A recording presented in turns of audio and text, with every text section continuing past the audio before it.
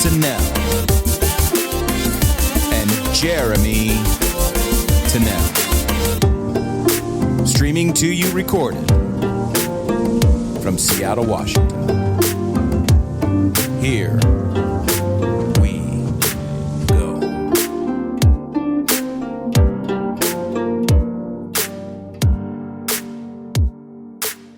Good morning, everybody, and welcome to another episode of the Plowline podcast. I'm your host, Jeremy Tennell, here with my co-host. Aloha, everyone. I'm Dr. G, and thank you for being here with us today.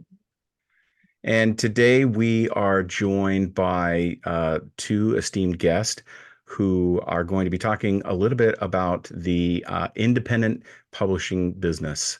Joel Pitney is the founder of the book publishing and promotion company, Launch My Book.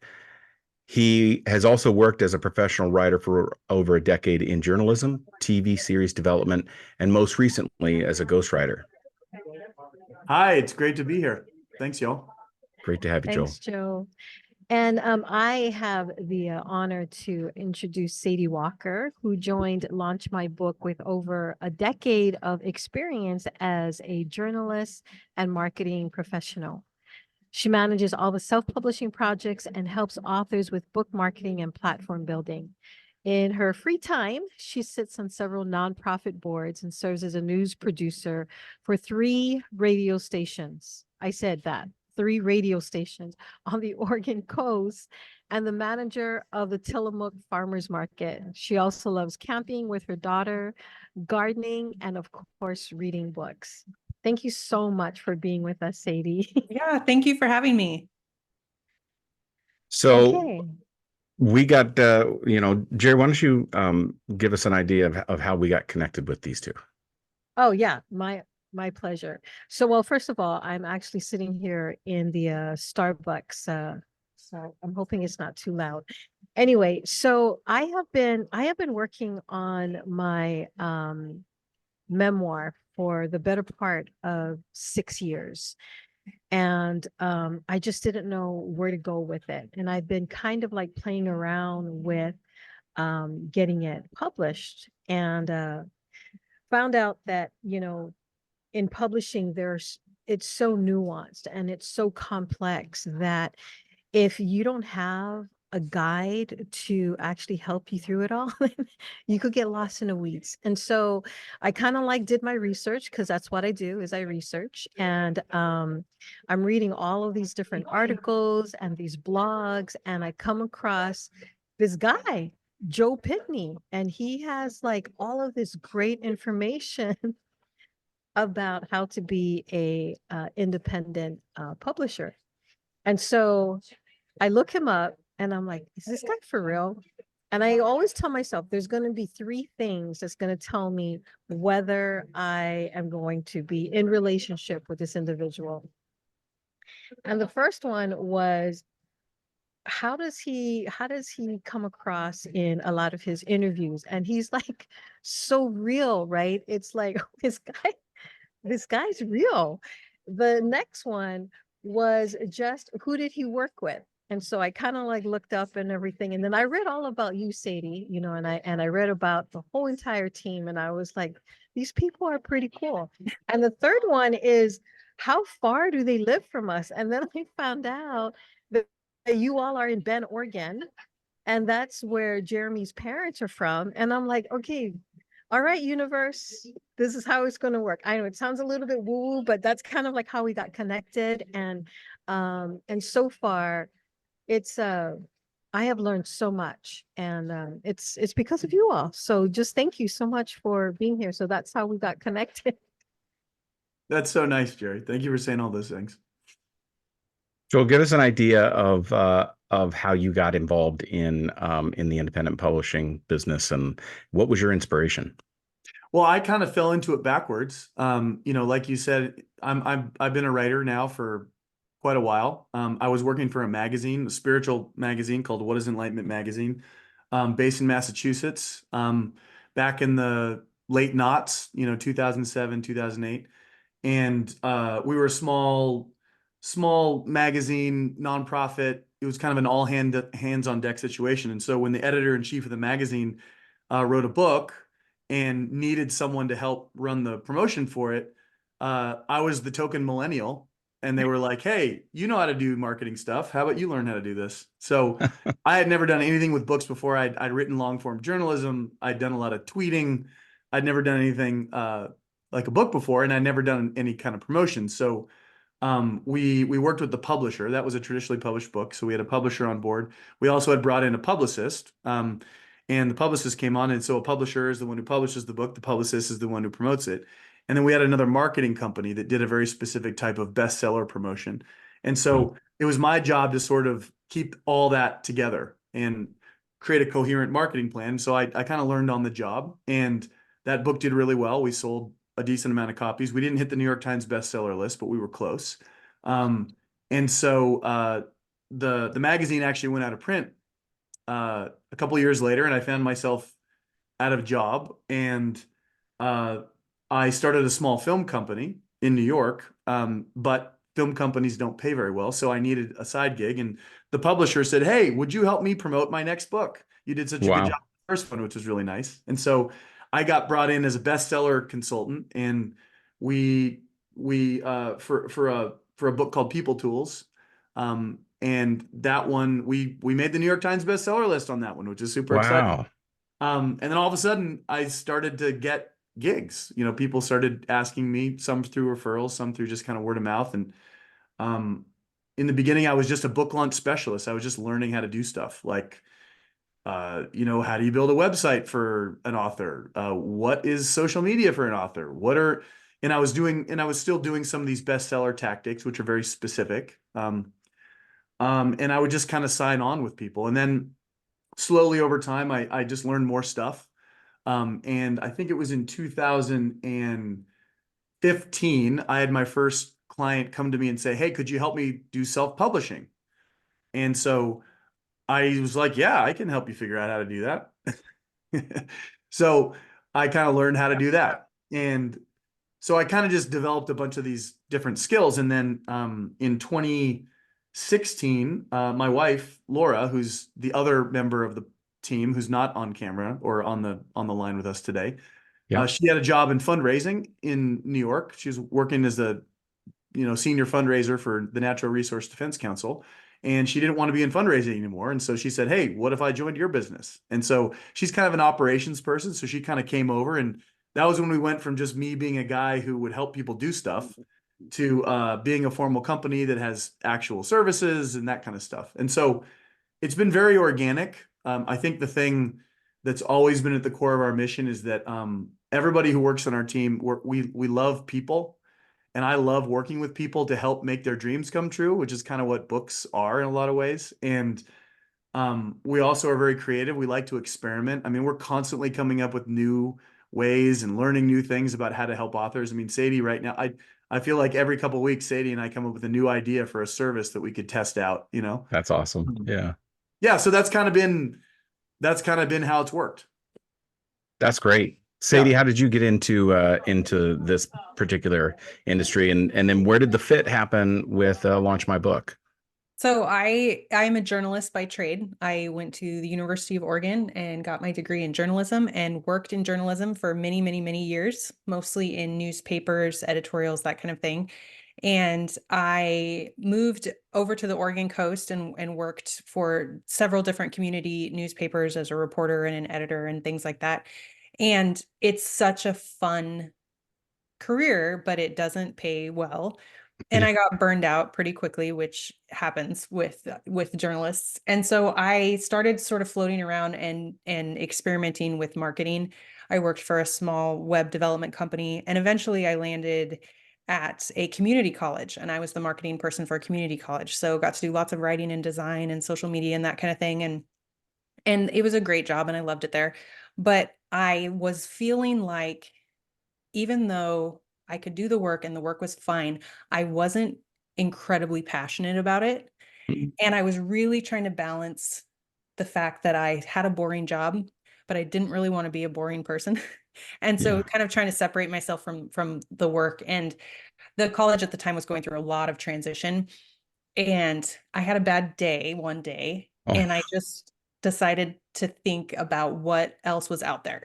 And this was during COVID or shortly after COVID, and a lot of jobs were moving, to remote work.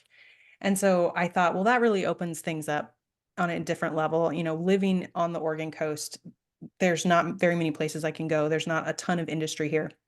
So my options here were really limited. So I just started Googling things, and I found a job listing for a social media manager at Launch My Book. And I had never heard of this company. And so, of course, I go to their website and I'm reading their stuff and I'm watching their videos. And I just scoured their website and I thought, this feels like too good to be true. Like, what is this? Like, who are these people? And I kept starting to fill out the application, and then I would like not finish it. And I'd sort of put it aside and be like, no, I don't know. But I have written many books, and mostly fiction. And I've always been interested in indie publishing and always thought that that's something that I want to dip my toes into. I considered, you can go and like get degrees in publishing now, genre fiction and different publishing aspects. And I was applying to schools and thinking like, maybe that's how I will learn how to do some of this work. And then I'm looking at this job and I'm like, oh, okay, well, this is everything I want to know how to do. I just don't know how to do it yet. And I ended up submitting my application. And Laura got back to me right away because there were interesting things within my background that were connected to Joel and Laura, like where we had lived.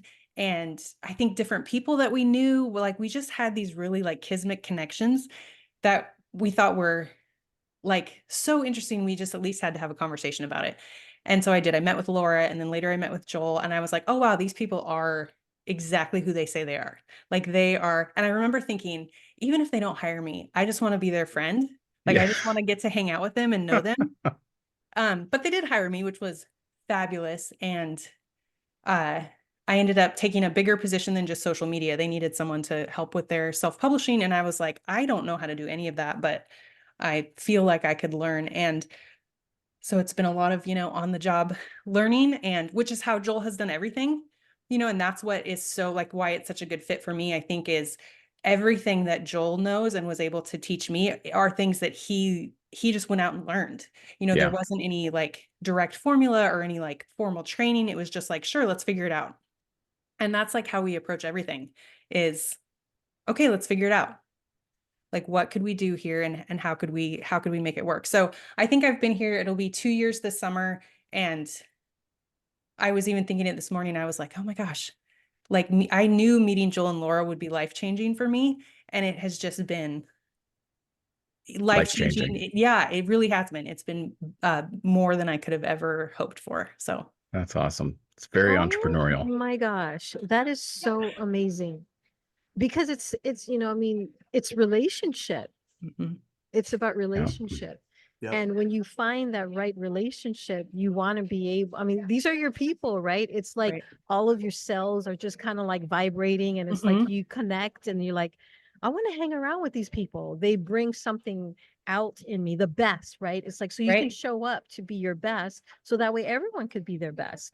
So in your line of work, I'm sure like myself, right? You have like a lot of these authors that are like, yay, let's do this. Let's make this happen. And some of them come in with like, I want to make $1 million off of this. How do you all, set the expectation for what's really out there? Well, yeah, I mean, for me, and I think Sadie is similar, but for me, the whole thing, I set expectations right up front before we even start working together. This industry, if for anybody who's been tracking this industry over the last 5 to 10 years, there's been an explosion of interest in self-publishing. There's Mhm. just a lot of companies that are popping up. I actually recently wrote an article about this on Jane Friedman's website. Everybody should check out Jane Friedman for great information about book writing, publishing, and promotion. About this kind of phenomenon of all these companies popping up. And unfortunately, in that there's a lot of predatory practices and a lot of expectation inflation is what I think of it as. Mhm, People who write a book, it's a very aspirational thing. I wouldn't say it's quite conducive to delusion, but it definitely borders on that. And so there's a lot of companies out there that prey on that. And so whether Yep. they're being directly dishonest or allowing people to expect things that they shouldn't, it's I would say the vast majority of people are doing that. And again, that's not what I got into. I'm not doing that for this, this for that. Sorry. So what I do is when I talk to someone on the phone, the first thing we do is we make sure that none of our content, none of our marketing, none of our blogs, nothing on our website does any of that, even has any semblance of that. You're going to make it overnight. You're going to be you're going to be a best-selling author. You're going to be, on your second book, you're going to be making six figures and you'll only have to write for two hours a week. It'll be amazing. We're not doing any of that. And then when I get on the phone, I'm brutally honest with people. I want to talk to everybody. Anybody who wants to work with us, I want to talk to them. I want to find out who they are. I want to know what their goals are. I want to know what their expectations are. And then I will lightly and sometimes more heavily tell people, look, you are not going to make your money back on your first book. You're just not gonna, Yep. That's not the way self-publishing, honestly, even traditional publishing, unless you can get an advance, you are not going to make your money back. It's just not how it works. Now, I did an interview a few weeks ago with a guy named Michael Larson, who's a legendary literary agent who wrote the book How to Write a Book Proposal. And he's the founder of the San Francisco Writers Conference. And he was saying it takes 3 books to start making money. That makes That's sense. been his experience. You want to write 3 books that sell themselves. That's his whole philosophy. And if you want to know more about that, check him out. You can also check out the interview. But that to me affirmed our philosophy as well. Mhm. That launching a book is not something you should expect to turn a profit on immediately.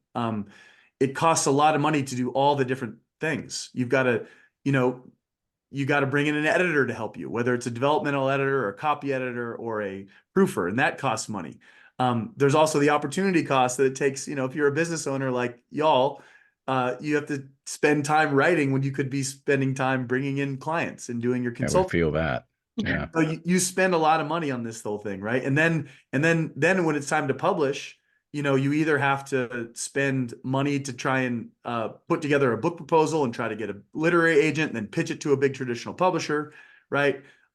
You'll usually need to invest some money in building a platform for your audience. You need to, build followers. You need to actually have an audience. That costs money. That costs time. You have to pay a company to do that unless you're doing it yourself. And then when it gets to actually producing the book, you have to hire a company like ours, or if you're going to DIY it, you're going to have to hire people to do the cover design, do the interior design, right? Unless you happen to be born with all these skills, you're going to have to pay people to do stuff. And we haven't even gotten into marketing yet, right?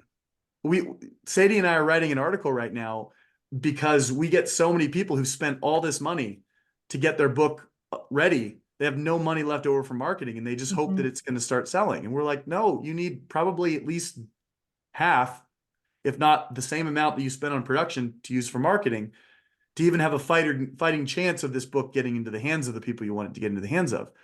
And when you've done all that calculus, and even if you're self-publishing where you get the majority of the royalties, you are not going to make all that money back on that first book, right? Right. And so I want to work with people who don't expect that, because I don't like operating in unreality. Yeah. That puts a lot of moral pressure on Sayde and I, right? If we're working with people who think that we're going to turn a profit or the services that we provide will pay for themselves. We just are not comfortable working that way. So that was a long answer to a very simple question. That's a good answer. It was a good answer. Sadie, you want to add to that? I would just say that, it almost like we're brutally honest and we're not being negative about that. We're being really realistic. And Joel definitely does a great job of setting us up for success from the beginning because he's having these conversations with dozens of people all week long who are looking for advice or they're, thinking about indie publishing or they're thinking about traditional publishing, whatever the thing is. And they're looking for someone to just kind of play it straight.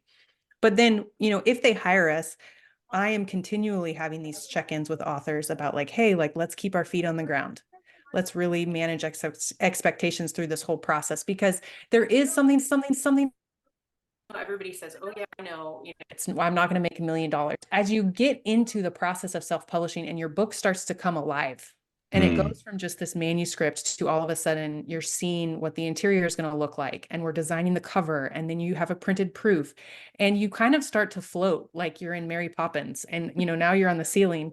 And I have to kind of, bring people back down and be like, look at, you think this book is wonderful. I think this book is wonderful. But that doesn't mean that people are going to discover it automatically on its own.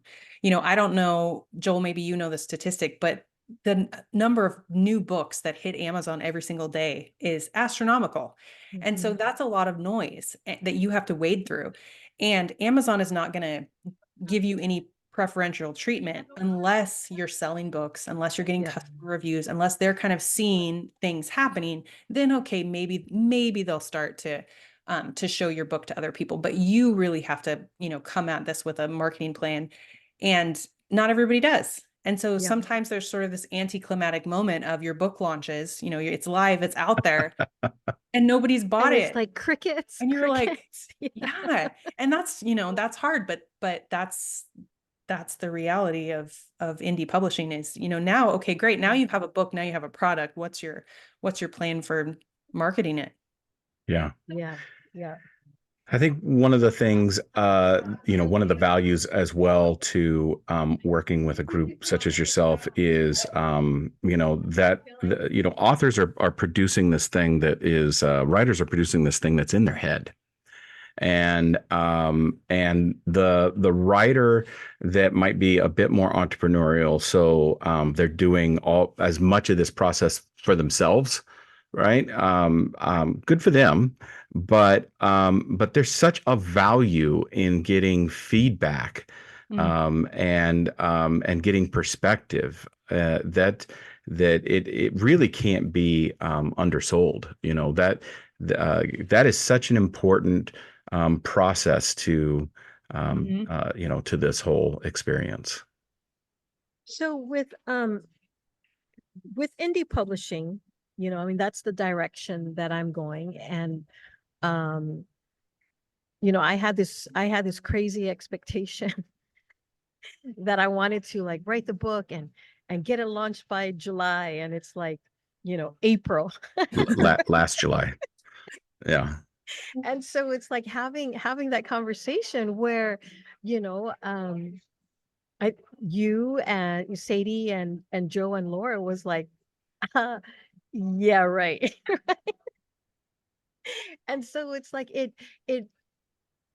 you approached it in a way where I heard what you were saying, that, it's like, come on, Jerry, it's not going to happen.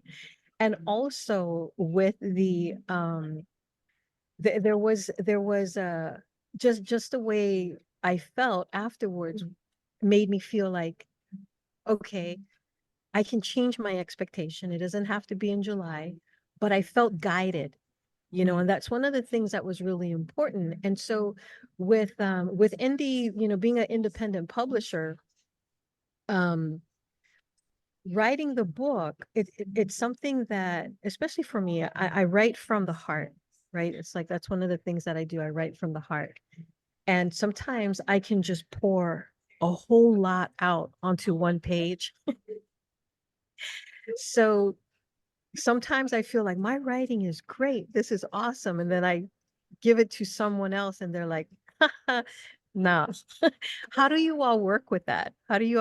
Because there's people that pour out their heart, right? And so it's like, how do you give them the feedback to where it's not going to bust them at the seams and like, my dreams are over? Well, so yeah, that's a great question. And I learned something about, I had a writing teacher. This was years back when I was in New York and I was getting into TV and film, and I took a course on screenwriting from this guy. His name was Jake. I forget his last name. We called him Guru Jake, me and my film making partners, because everything he said was so inspiring. And he had this rule about feedback that I have maintained ever since. And I do this in any context I'm in, dealing with writing or anything creative, is that you should always give your feedback in the context of what the author is trying to achieve. Oh. So you're never saying, well, I don't think this works because, right? Because art is subjective, first of all. So who are you to know for sure if this is right or not? It's very subjective. And I have seen plenty of things in my own experience and from other people where somebody loves something and the other person hates it. Right. And we're talking about even like genuine works of art. Right. So I always think about that. I always think, well, what are you trying to achieve? You know, what is your aspiration? What is the highest potential that you have for this that you want? And then I give my feedback in that context. So I'm not saying, oh, this sucks, it's not worth it. I'll just be, I try to think, well, you know, is there a way that you could bring, you know, if it's a memoir, you know, and I can tell someone's holding it back a little bit, you know, and they're being a little inauthentic. I could say, was there a way that you can bring more of your, you know, your passion through your story, for instance? Or, you know, I was recently doing a manuscript review for someone who has a book on, they had a book on it was a part memoir, part self-help about suicide because they had been through an experience themselves. And they wanted me to review the manuscript and give them constructive feedback. And so when I read it, I had a hard time reading it at first because the book had been flipped. So the story part was put second and the advice part was put first. And that made it really hard to go in. And so what I told him was like, look, I think you should actually flip this. Lead with your story. That's how you're going to compel people. And if you really want to help people, which is why he wanted to publish it, you really want to help people, you know, get through this extremely challenging episode, lead with your story. That's going to bring them in. Don't just start giving them advice right up front. Lead with your story, hook them in, bring them, and then give them the advice on the back end, you know. And so that was, you know, that to me is an example of trying to give them feedback in the context of what they really wanted to do. And it's great. Now he's in the process of rewriting right now, and he's excited about it. It's really helpful. That's yep. And I think it's safer to get constructive feedback from someone you're not married to. Oh, that's just true. to be honest. Yeah, that is definitely true. Although I will say my wife, Laura, again, the third member of this team, she is a copy editor. And I have her copy edit almost everything I write, which is very challenging, but I trust her. So yeah. Exactly. Jeremy does the same for me. And, you know, but when it comes to, it's like, can you go a little bit deeper? He tells it to me, but I don't hear it because then, you know, I mean, it's like, oh, you're so critical of this, but somebody else tells me it and I'm like, oh, I can hear it. And he'll be like, I just said the same thing. I'm like, no, you didn't. Right. Yeah. Yeah. Right. Yeah. Marriage. Yep. Yes. Yes. Yeah. So give us an idea of the breadth of services that you'll provide for a client. And as I understand it, it's fairly a la carte, right? Like there's a lot of picking and choosing.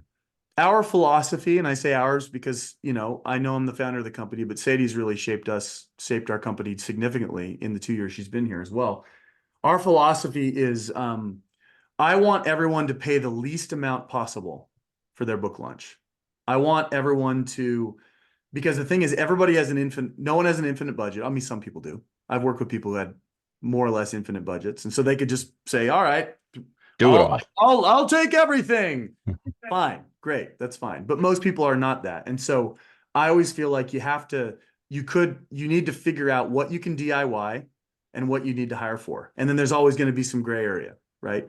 And so, so we try to set ourselves up, you know, in such a way where people can just bring us in for a little piece, or they can hire us. And I try to be objective with them about, hey, look, I think, you know, oftentimes people will come to us with a book that they're going to, you know, that they're going to promote. And I'll be like, well, you know, you don't, I can tell you're good at writing marketing copy. So don't hire us to write marketing copy. Do that yourself.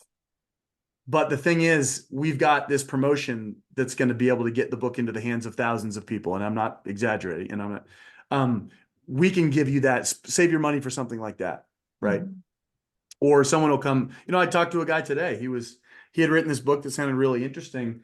But he had his wife design the cover, and she's not a cover designer. She's a great artist, but she's not a cover designer. And I was like, if you're going to spend money on us for marketing, I basically said, don't spend money on us for marketing unless you have us redesign your cover. Yeah. Right. Whereas for some people, I'll say your cover's fabulous. we're not going to touch it. What Mhm. you've done is great. So that's kind of how we roll on that. Mhm. Yeah. Yeah, because we don't want our authors to fail, but we also don't want to fail. So if Right. Yeah. if we think that something is not working, or a specific promotion won't work for that kind of book or whatever, for the sake of selling you stuff. Yep. Sadie, give me an idea of how you set up a marketing plan for a client. So they've gone through the process. Now they're trying to figure out how to promote this thing. Yeah. So, I mean, we have conversations all through the publishing. If someone has come to us for self-publishing, and generally when they do that, we are designing their interior, we're designing their cover, we're setting up their distribution channels, we're going to create the ebook. Sometimes we're going to write the marketing copy that goes on, Amazon and Barnes and Noble and things like that. That's kind of like a full self-publishing package. Maybe we're also doing an audiobook. There could be other pieces that sometimes happen, but all along we will be having conversations about marketing, about, Mm. because people want to plan, right? They're going, okay, so how, when can I start telling family? When can I announce it on social media? I want to do a book signing at Barnes and Noble. At Yeah. what point can I reach out to Barnes and Noble to do that? So, pretty soon they're kind of they're thinking about these things, and they're wondering about timelines, and so, and it always takes longer than people think it's going to. I think sometimes, people are attracted to indie publishing because they're like, oh, I have this book and I want to get it out in the world, and I can do that by tomorrow. And certainly you could probably do that. That's not, we want to put out really high quality work. And so which takes time. And so there's always, points in the conversation where we talk about marketing, where we might mention some of the services that we do.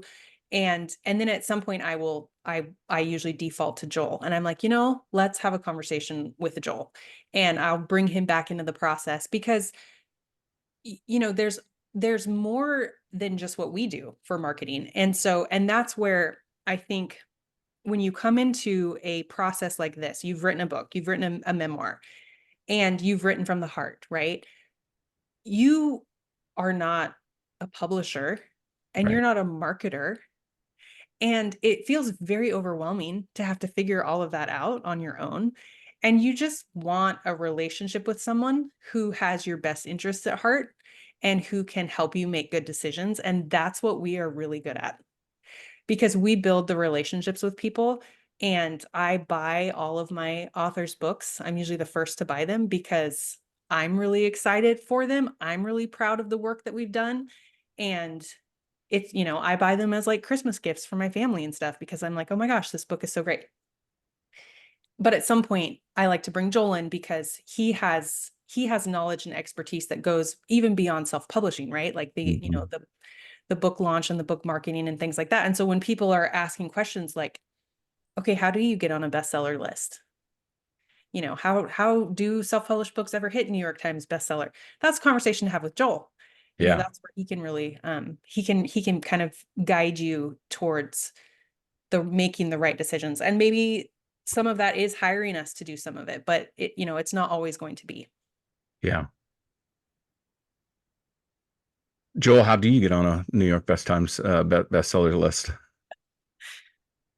Well, I mean, New York Times bestseller is one of a category of bestsellers. So I think there's kind of two general categories of bestsellers. There's the sort of like daily, hourly, more ephemeral bestseller, like an Amazon ranking. So you can rise up in Ah, Amazon's category rankings really quickly. And it's not easy, but you can definitely go up. Something like a New York Times bestseller list and others like the, Publishers Weekly and Wall Street Journal, those are weekly lists. They don't take into account just pure sales. They hmm. also want to know where the sales coming from geographically, and also type online, a mixture of online and then bookstores, which we call brick and mortar in the industry. Yeah. And there's a bunch of brick and mortar bookstores around the country that report to the New York Times. Not all of them do, some do.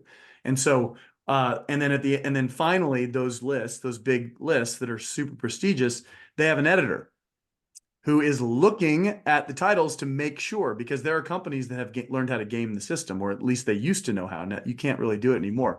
And so the editor is looking and saying, hey, is this book really a bestseller, right? It's like Google is saying, is this really the thing you want when you typed in that search term? So that's Yeah. their job, is to make sure these really are the cream of the crop. Now, some people would say, oh, there's a bias against, independent authors and it's just the establishment, blah, blah, blah. That's partially true. I've seen that happen. But for the most part, they're like, what are the books that are the best books that most people are buying in different areas of the country, bookstores and online, et cetera, and they're not using some gimmick to kind of launch themselves up the list, right? So, but so how do you make that list? Well, you need to have a concentration of sales within a week. So it has to be over the course of the week.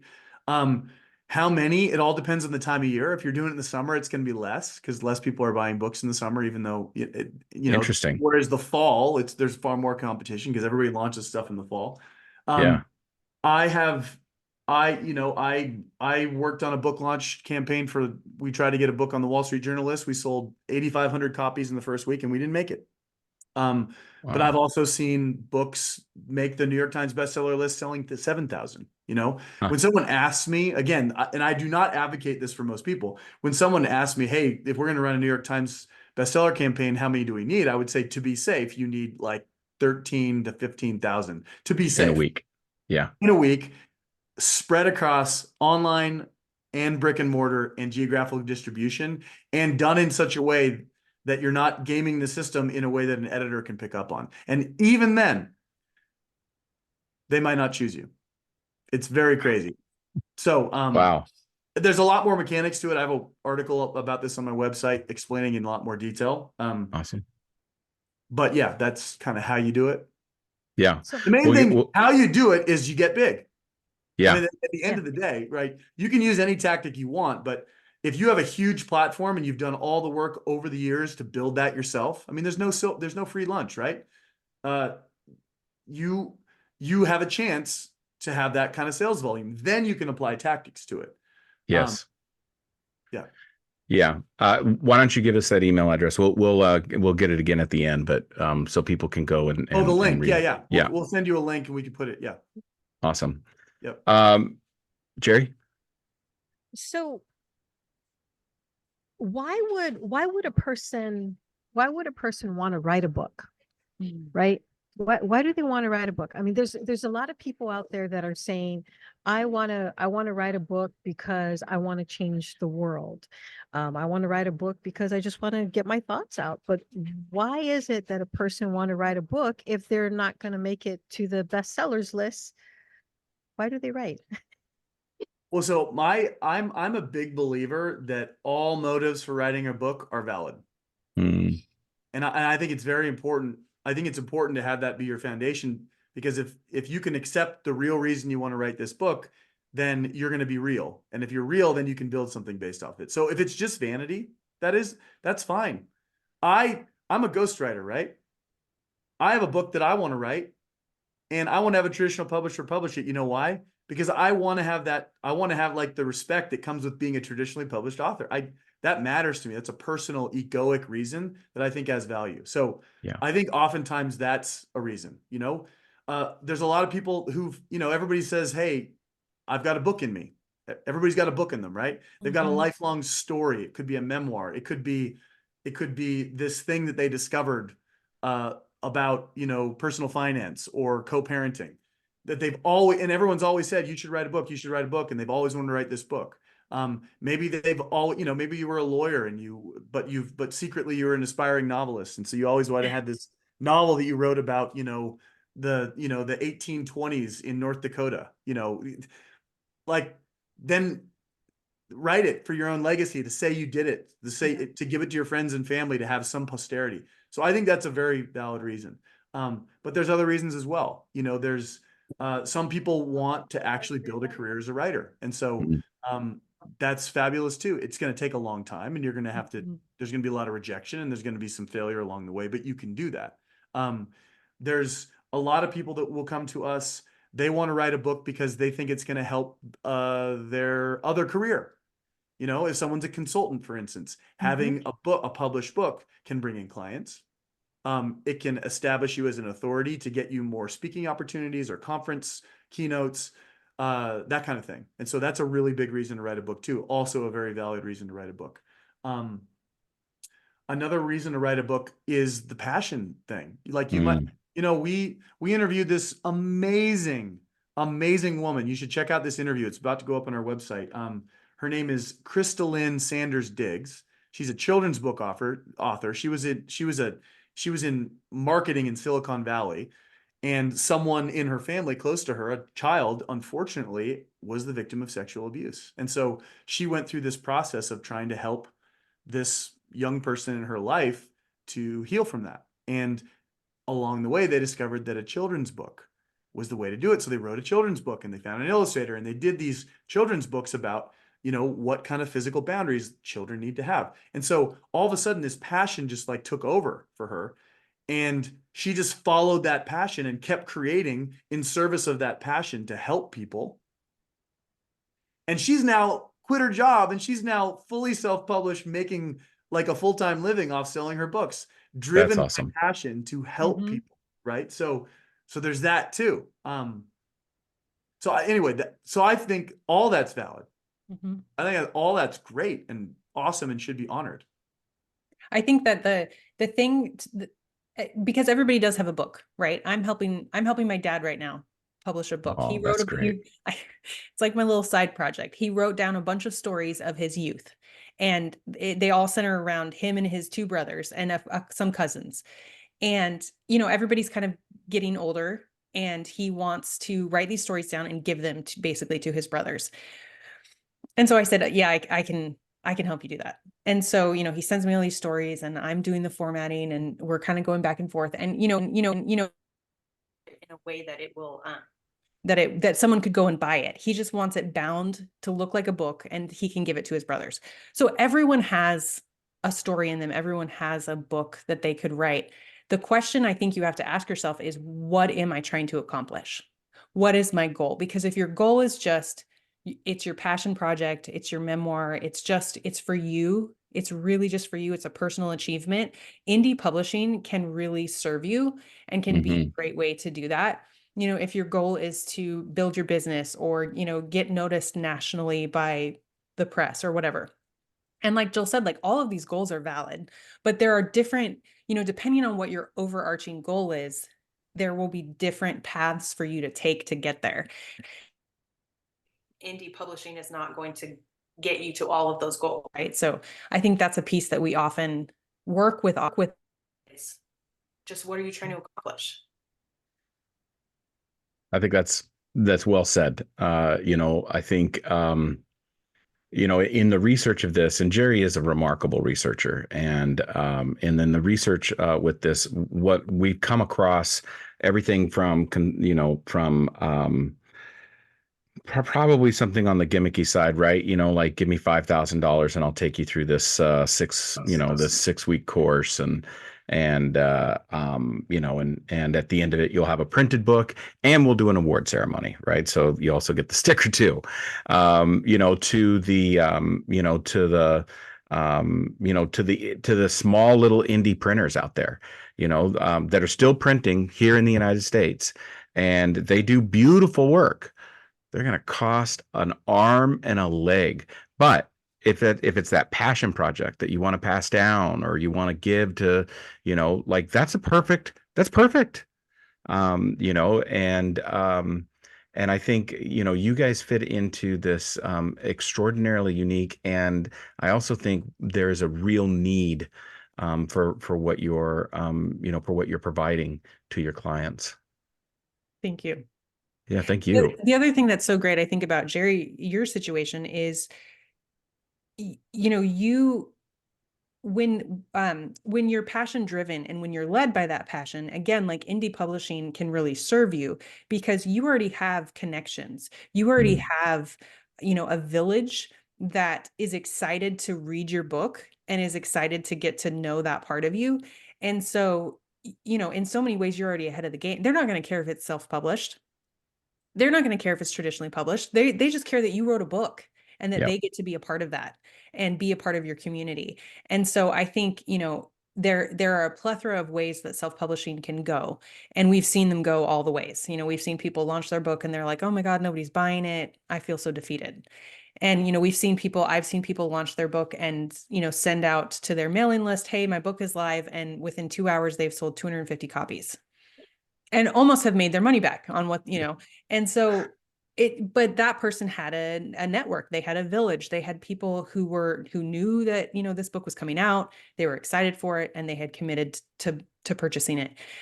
And so I think that, again, like thinking about your goals, thinking about your options for publishing, and then going, okay, I already know that I have this village that is supporting me, that is excited for this, and that will grow. It will grow organically by word of mouth. Then indie publishing is a great option. I would definitely agree with that. And, I think it's also talking about it, right? It's like I've been talking about this book like for 2, 3, 4 years now. I'm like, but the process of writing a book, if you haven't written a book before, and if you're like going to try to, write a memoir, there is a process to it, because you're visiting places of the past that may not be so easy to go back and visit. But then, it's like what Joel was saying, is that can you go deeper into that? And so if you are going to be writing a memoir and, the person that's guiding you is like, can you go deeper? You got to find a way to go deeper. So, having that whole thing about self-care and resilience, it's a long process. And I'm realizing, and I have so much respect for everyone out there who's a writer, because it takes a lot. And there's moments, I'm sure you've experienced it, where you have one sentence like for 5 hours and you just don't know where to go. Can you all talk about that? Because please, I don't want to be the only one that goes through this. Well, this is why, even though everyone has a book in them, so few people write their book. Yes. Because it's hard. Yep.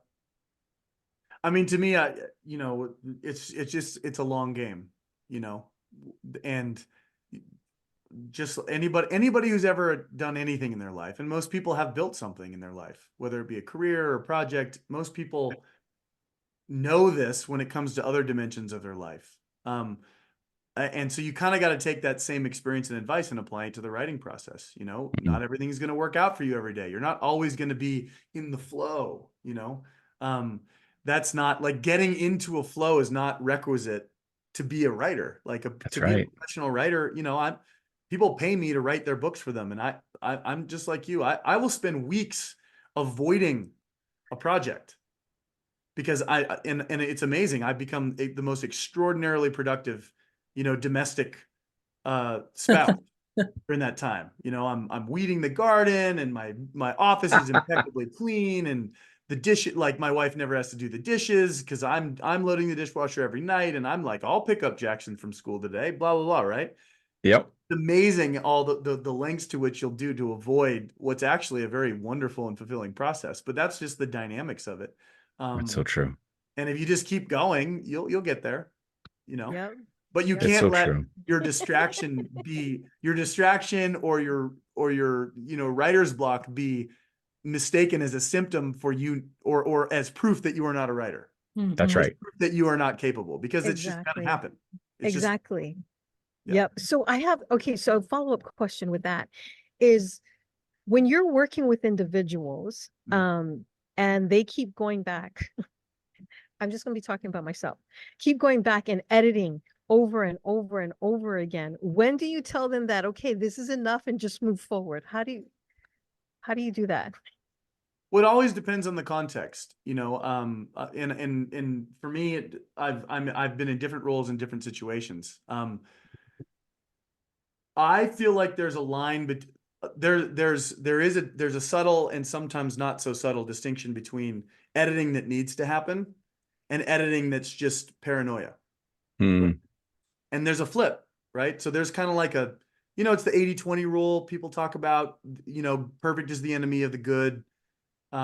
Those are all real things where I kind of feel like, 3-4 solid feedback rounds is usually going to be good, especially if the people giving you the feedback are legit and you've taken it seriously. Once you get beyond that, there's a song remains the same quality that starts to happen, that Yep. nothing's going to be good enough. And, you just start to kind of intuit and sense that this is more a deep psychological fear of putting yourself out there than anything. Yes. Um, Yes. So yeah. And so you have to kind of find that. And it's hard to let go at that point.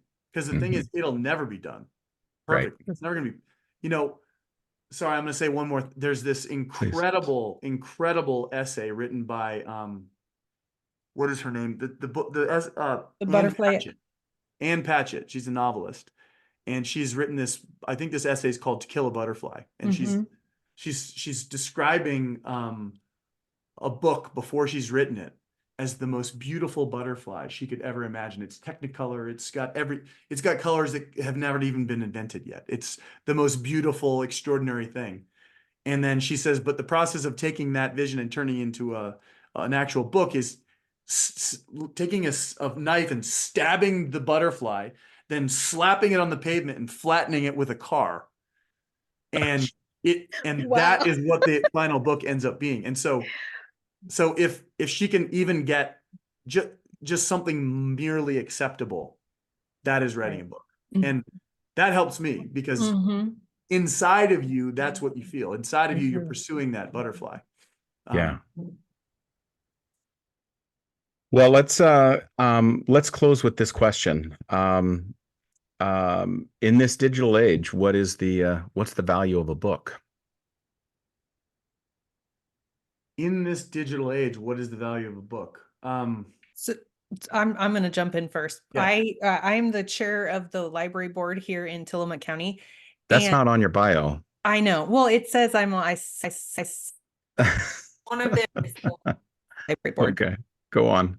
And libraries face this question too, right? Like, well, what's the point of the library? Everything's online. And continually, year after year, printed materials, printed books are the thing that the library provides the most to. That's the thing that people check out the most. That's the thing that people are visiting libraries for. It's not for their digital resources. It's not for downloadable books. It's for printed materials, like astronomically more than anything else. And so when we get faced with this question, like, oh, libraries are obsolete.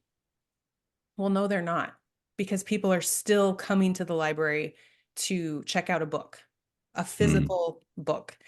And so books are not going anywhere. They are a part of being human. And there are other ways to consume books. I mean, audiobooks are on the rise, and a lot of people love, when I meet with my book club, which I think is tonight, half the ladies there will have listened to the book. They didn't actually read it. They read it. They just, they listened to it. Yeah. And so there's different ways of consuming books, but I just think that, books will always be a part of our world. Yeah. Joel, what do you think? Yeah. I don't mean for this to sound old school or antiquated or retro romantic, because I think having lots of information quickly digestible at your fingertips is also great too. I love being able to listen to a podcast or just get a quick hit of something, or, I don't necessarily have to read the whole book to understand what the insight is and it to bring value to my life. But I'm a firm believer in the value of long form content, whether that be long form journalism or books, because you can just bring nuance to a subject that you just can't quite do in a shorter form. Again, there's a place for short form content, and I like the explosion of it. But at the end of the day, if we're doing high level prefrontal cortex analysis, and again, I'm talking about nonfiction mostly here. Yeah. We need things that are long enough to be able to allow the nuance and context required for higher level thinking to sort of simmer and come to a boil. And we all need that. I think that's, and I think probably, I think the pendulum is starting to swing back in that direction now. I think a lot of people are starting to talk about that, write about it. I think in 20, 30 years, I think we're going to be able to look back and talk a little bit about the value, and find this sort of Goldilocks between the short and the long. Well, Anyway, and that's there's studies I have read that reading a book that, at the end of the day, sitting down and reading a book for 20 or 30 minutes relaxes your brain more than listening to music. And then, Sure. of course, there's all these reasons why we should be turning our screens off. And, that's like a whole different conversation, but reading relaxes us. I had an author tell me one time she wrote novels, young adult novels, and she said, well, I write these stories, I tell these stories, and I feel joy while I'm writing the story. Mm. And then the reader picks up on that joy. And they get to read this story about, time traveling teenagers or whatever. It has no relevance to like the world or the issues of the world, but it brings them joy to get, lost in that story. And so that was her motivation. She was like, I'm, out here to it can bring us joy when reading relax us. That's a big deal. Yeah, it is.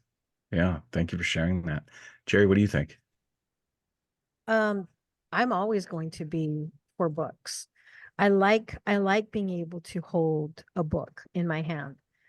I just love being around books. I'm hoping that one day we have a library, like just with books, like from the floor all the way to the ceiling. And, I mean, it's like, I don't think right now with the digital age and everything, you can access these informations pretty quickly. You can, but there's something about it, like Sayde was saying, just the feeling of it, to be able to hold it, to be able to get lost in the pages. I think there's so much more value than something that you can just get over the internet. And yeah, that's my thoughts. And Sayde, I don't know if your mic is like going, it keeps going off and on. Oh, it does? Or is it just me hearing Not a it? lot, but no, it is. Okay. It is not a lot, and only a couple times, but you do Yeah. come through. So it's okay. I think for me, it is connected to the digital age. I one of the things I think about, a lot, and Jerry will sometimes roll her eyes because I think about it maybe too much, is I think we're playing with this thing with the internet and with mobile phones that we don't fully understand, and it's moving really, really fast, and we know that the younger generations they're not readers yet, even as they emerge out of their childhood and into their teenage years, because they were given screens at a very early age. And I was listening to J.K. Rowling talk about her books. And one of the things she said was, my books are fantasy. And when you close that book, you come back to this world. Mm-hmm. The internet is the book that never closes. And boundaries are important, Mm-hmm. and books are bound, and I think that's an important reminder in our everyday world. And maybe that's one of the reasons why we like holding them in our hand. Mm-hmm. Yes, Well, maybe. So go ahead. how can people find you all? And well, we got all the information. I'm just going to go ahead and send everyone the information, but any specific things that you want to end with about your organization and what you do? Yeah, I mean, I just, one of our big missions as a company, outside of, providing author services, is that we consider ourselves to be very educational. And so we do a lot of things like this. We like to interview people. We like to share everything we know for free. Sayde and I manage our blog together. I mean, Sayde runs it. She probably writes more of it than me now, but we publish a lot of content. It's very, very useful. So anybody who wants to learn anything from the philosophical to the practical about book publishing and promotion, you can check out our resources there. That's a big thing that we want. And we kind of feel like, hey, if people can derive value from that and never have to hire us, that's fabulous. And then if they're like, oh, you know what, I can do all, that sounds good and all, but I still need some help, then you can always give us a call. Well, the Sayde, you website want to is add anything? go ahead. Yeah. No, just Sayde, did you want to add anything? Pretty much that. Like, check out our website. It's launchmybook.com. You know, we are on social media. You can follow us on Facebook and Instagram. We have a YouTube channel where we, you know, post videos when we have an opportunity to interview folks. So, you know, we're infinitely available through those different mechanisms of just author education. Awesome. All right. Well, I'm going to end with a quote by Regina Brett, which has been maybe one of the most inspirational writing quotes of my life, which is, "Writers write. If you want to be a writer, write." So I really appreciate you two joining us today for this Yeah, conversation, and absolutely. I hope everybody who listens to it has an opportunity to enjoy it as well. So to give you just a little closing about the work that Jerry and I are continuing to do, you can find our consulting services at co3consulting.net. That's CO, the number 3 consulting.net. And we offer a number of different board and leadership development courses on our website. And if you are interested in our current publishing efforts, you can go to evolutionofaloha.com, where you will find the children's book that just won an award. Jerry, what's the name of the award? Do you remember? It's the International Impact Book Award. That's right. And yeah, and you know, it's like there's information about the memoir coming up, and I really look forward to Joel and Sayde guiding me on that, because this journey is long. I'm finding it that it's difficult, but when you have the right people in place, it's not so heavy, and it's kind of fun as well too. So I'm looking forward to you know, working with that on with you all. And if you are interested in if you're interested in helping us to move and pursue Aloha around the world, as Jerry's vision has laid out, then you can join our community and contribute at patreon.com/Plowline Productions. Thank you both for joining us today. Thank you. Thanks for having us. Thank you so much. All right. Bye, everyone. Bye.